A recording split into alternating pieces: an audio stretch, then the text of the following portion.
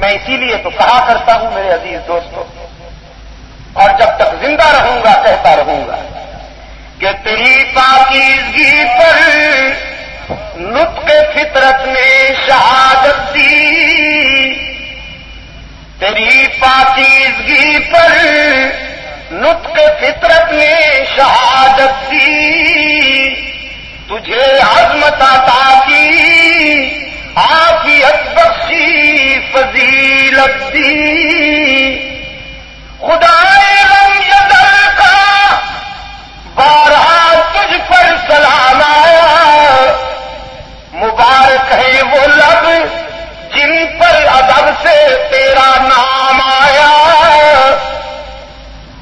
جناب عائشہ بنت صدیق رسول اللہ نے رکھا ہے صدیق کا لقب تیرا، فقط فرشی نہیں عرشی بھی کرتے ہیں ادب تیرا، اور شرف تیرے دوپٹے نے یہ جنگ بدر میں پایا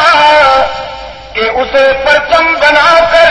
رحمت عالم نے لہرایا۔ غزوہ بدر بھی رمضان المبارک کی 17 تاریخ کو،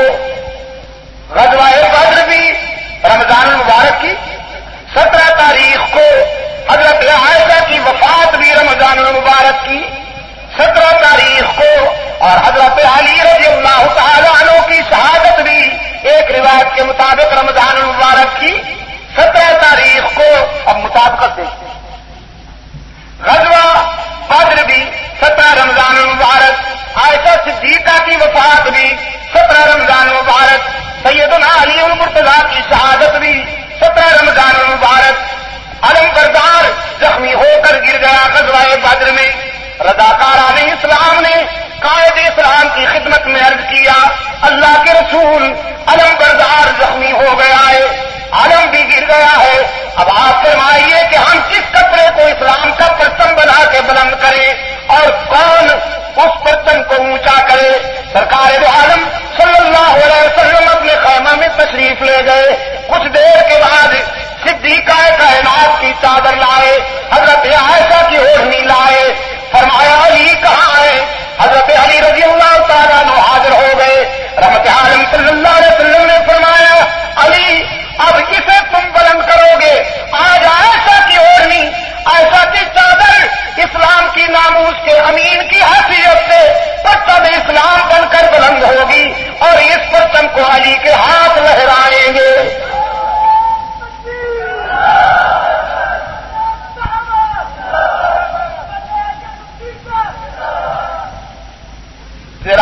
تیرا شرف تیرے دوپٹے نے یہ جنگ بدر میں پایا کہ اسے پرچم بنا کر رحمت عالم نے لہرایا، اور تیرا حجرہ امین خاص ہے ذات رسالت کا، بساط عرض پر ٹکڑا یہی ہے بار جنت کا، اور اس کی وجہ ہے کہ اسی میں رحمت للعالمین رہتے ہیں، اسی میں رحمت للعالمین رہتے ہیں، تیرا حجرہ ہے جس کو گنبد خضرا بھی کہتے ہیں، پھر اسی سے حشر کے دن سوارے کونین اٹھیں گے، مگر تنہا نہیں اٹھیں گے، ماں شیخین اٹھیں گے، شفاعت کی تیرے رحمت قدا سے ابتدا ہوگی، اسی پر امتوں کی مغفرت کی انتہا ہوگی۔ رضی اللہ تعالی عنہا صحابت کا بحر مفاد، ایک مرتبہ حضرت عبداللہ بن زبیر میں 1,00,000 درہم وظیفہ کائنات کی خدمت میں حاضر کیے، 1,00,000 درہم کو اسی دن اسی لمحے غرباء و مساکین میں یتیم کرنے کے بعد پلو صاف کر دیا۔ شام ہوئی تو افطاری کے لیے کچھ نہیں تھا،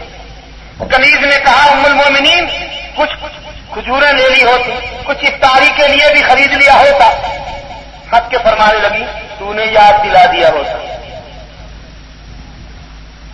پانی کا گھونٹ پی کر افطاری کر لی۔ ہماری افطاری تو ماشاء اللہ، ماہ رمضان آتا ہے ہمیں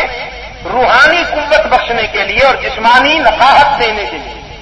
اور ہم ماشاء اللہ وہ خدمت کرتے ہیں نفس کی، بجائے کچھ کمزور ہو جانے کے پل جاتے ہیں، اس لیے کہ سحری اتنی بھرپور ہوتی ہے کہ افطاری تک ڈکاری آتے رہتے ہیں، اور پھر افطاری اتنی تباہ کن ہوتی ہے کہ ساری قضائیں ادا ہو جاتی ہیں۔ ہماری نقل کو اللہ اصل سے کوئی نسبت دے دے اور قبول فرما دے، ورنہ ہمارا کیا حال ہے بھائی۔ حضرت عائشہ صدیقہ رضی اللہ تعالی عنہا سن 58 ہجری کو رمضان المبارک کی 17 تاریخ کو داعی اجل کو لبیک کہتے ہوئے جنت البقیع میں سو گئیں، اور اپنی سیرت اور اپنی اخلاق اور اپنے کردار کے وہ تابندہ نقوش چھوڑ گئی کہ قیامت تک مسلمان عورتوں کے لیے وہ نقش حیات رہیں گے۔ حق تعالی ہمیں ان نقوش سے رہنمائی حاصل کرنے کی توفیق عطا فرمائے۔